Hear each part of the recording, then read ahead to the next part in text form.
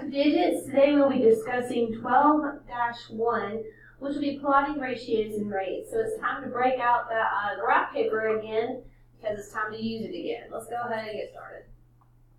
Our essential question and our focus question. Our essential question is what math models can be used for making comparisons? And our focus question would be how can you use a graph that represents equivalent ratios? So the focus question talks about what we'll be talking about for today, which is graphing equivalent ratios. Alright? I want you to copy this problem into your notebook. We're going to have a lot of steps for this problem.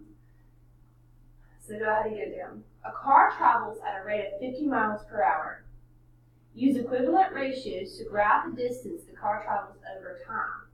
Graph time on the x-axis and distance on the y-axis. And then I also want you to copy down the question and the answer rate. What words in this problem tell the unit rate? Okay? So go ahead and pause the video, get all the stuff down, and then push play when you're ready. Alright, so in case you were having a hard time formulating an answer for this part, here is your answer. Boom. What words in the problem tell the unit rate? 50 miles per hour. Whenever you see the word per, guys, that lets you know the unit rate. 50 miles per hour. 50 miles is your unit rate. Okay? That's how that works. Alright, you already have the car travels at a rate. You already have your answer for your first question. Write and graph equivalent ratios. So I want you to copy down the step 1. Use the unit rate to write equivalent ratios. So write the unit rate. Light miles over 1 hour. Well, we saw that earlier, guys. It's up here. 50 miles over 1 hour. 50 miles per hour. So your numerator for this problem should be 50. Just like it is over here. Okay? So the unit rate would be 50 over 1. But what if you wanted to find an equivalent unit rate that might be a little bit larger? Well, you can multiply your unit rate times 2. It'll still be an equivalent fraction, it's just a little bit bigger. So 50 times 2 gives you 100. 1 hour times 2 gives you 2. That means for every 50 miles, you go 1 hour. So if you go 100 miles, that takes you 2 hours, guys. This stuff is not very complicated. You just need to know how it works. So, 1 hour is 50. 2 hours would be 100. 3 hours is 150. 4 hours would be 200. And 5 hours, oh man, I hope you see the pattern here, would be 250. Every 50 miles you go up, you're going to go up 1 hour. Okay?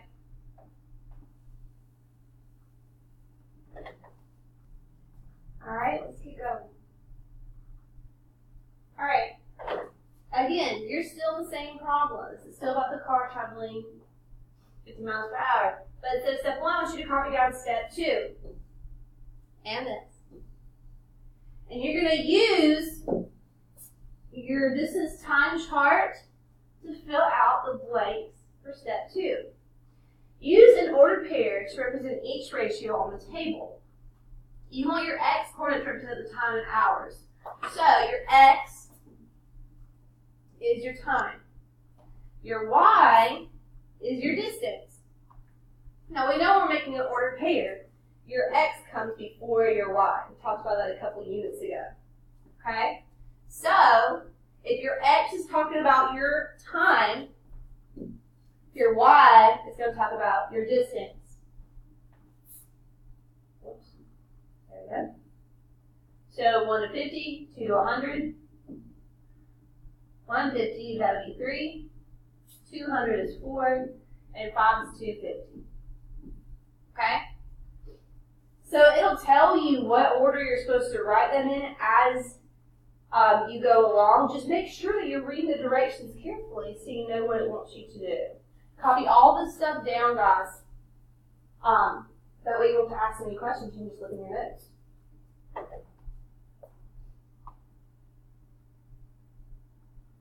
All right, here are your answers for your ordered pairs in case you doubted Miss Kennedy. Here you go. So I want you to think. The graph represents the same relationship as the unit rate. For every 1 hour the car travels, the distance increases by, oh guys, I hope you see the pattern here, it is 50 miles. Okay? So now we're going to talk about how to plot this on the grid. So copy down step 3, and then we're going to work on plotting this together. You can pause the video if you want to while you copy it down. All right, so we talked about for every 1 hour, you're going 50 miles. And look at this grid. You see how it's going by ones on the x-axis, but on the y-axis it's going by 50s. That's completely fine, guys. When you're creating your grid, you can make it however you want to as long as it's consistent. So for every 1 hour, I'm going to use a red, you're going 50 miles. So your first point is going to be at 150. Okay? 2. You go to your 2, then you go to 100. 3, 150. 4, 200. 5, 250. Okay? You know that these numbers are equivalent fractions because they form a straight line. Imagine it's all connected. A straight line on the grid. If they were plotted all over the place, they would not be equivalent ratios. All right, let's move on to the next problem. During a heavy rainstorm, the water of Arcade Creek rose a steady rate of 8 hours. The graph shows the creek's increase in height over time. Use the graph to complete the table of equivalent ratios. How many inches did the creek rise in 8 hours? So, you don't have to copy this down, but I want you to try to figure it out along with me. We know it at a steady rate for 8 hours. So our x-axis is representing our time. Okay? What we've got to figure out is how much it rose in height along those 8 hours. Okay, so we're going to use the grid to figure this one out. It doesn't tell us the height in the example. You have to look at the grid and figure it out. Also, down here on the table, it tells you that in 1 hour, it rises 3 inches. So it looks like the height is increasing by 3s. It goes 3, 6, 9, 12. Okay? So what about in 2 hours? Well, if 1 hour is 3 inches, then in 2 hours it has to be 6 inches because it's increasing by 3s every time. It does not go to 3, it goes from 2 to 4, so we're going to skip our 3. If it goes 4 hours, then you go 12 inches. Now, some people get confused and kind of freak out a little bit whenever this happens. It's nothing to worry about. You just look at your time. Just 1 times 4. 1 hour times 4 is 4. Okay? So since you're multiplying times 4 on your hours, you're going to multiply times 4 on your height. 3 times 4 is 12. Alright, now we're skipping again. We're going to 6. Since 1 times 6 is 6, then we have to multiply 3 times 6 to let us know what the height is after 6 hours. Or you just look at the grid. 18. Okay, you can check it as well. 3 times 6 is 18. We know that. Now 8. 1 times 8 is 8. So 3 times 8 would give us 24. Okay, so if it ever skips numbers, just think, okay, so we'll use multiplication. We'll use division to solve this problem and figure out what we're increasing by. Alright, so on the graph, the x-coordinate represented the time in what? Okay, and the y-coordinate represented the river's increase in, here's your blank, sorry. The ordered pair, one blank, means that after blank hours, the river rose blank inches. Okay? So I want you to start filling these blanks by yourself. Copy down this example.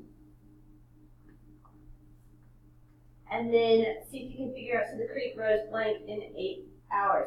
If you want to go back to the previous slide, that might be a good idea to help you fill these blanks. All right, so here is our key concept for today. Ratios can be represented as points on a coordinate grid. Graphing all the ratios equivalent to one ratio forms a straight line that passes through the origin, yada, yada, yada. Here's what this basically means. If the ratios are not equivalent, they will not form a straight line. So you couldn't draw a straight line through the dots. It will be all over the place. Okay? Thanks, Arthur. All right, I want you to copy this into your notebook. If you buy oats for your oatmeal bars in bulk, use the graph to find the unit price of oats. So the first thing we got to figure out is, okay, what is this asking? This wants us to figure out the unit price, guys. Unit price means the price of one item. Okay? If your X is representing your amount of pounds, you're trying to find 1 pound. So all you do is plug in a 1 for your X. Y equals, Y is the price, 2.5 times 1. So what's the price of 1 pound of oats, guys? It's going to be $2.50. $2.50. Okay? Don't freak out when you see multiple variables. It's not hard. Okay?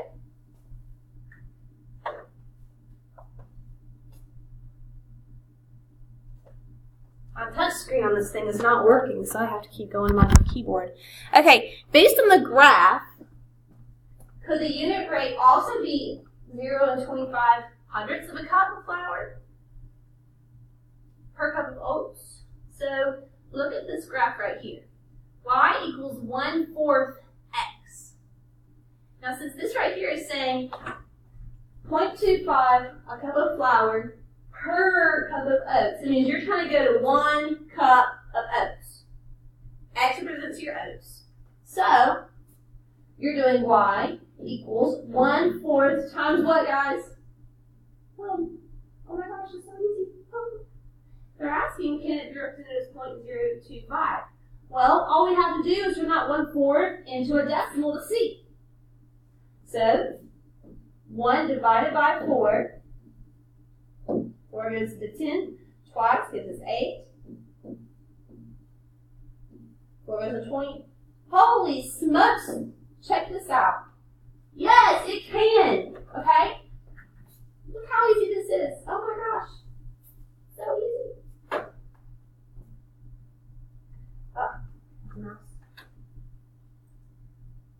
Alright, during one bullet train trip, guys, the bullet train are those trains that have like a rounded off nose. They're like the more modern trains. The equation is Y equals 5 halves X. Describe the number of miles Y. So Y is miles. The bullet train travels in X minutes.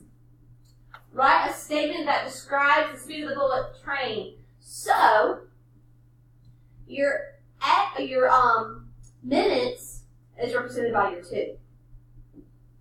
Okay? Your Y is your 5. The reason why you know this is because Y is 5 halves of X. Alright, so let's look. Let's see what they say.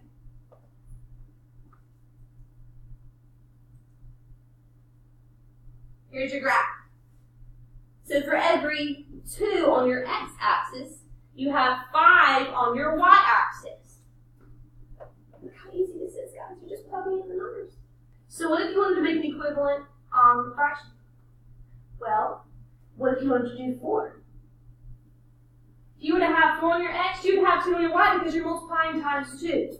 Okay? So it's really very simple, guys. Alright, I want you to complete this close and check question on your notebook, check with the teacher to make sure it's correct. And here's where I found some information. If you want to come and watch this whole video, from where the slides were.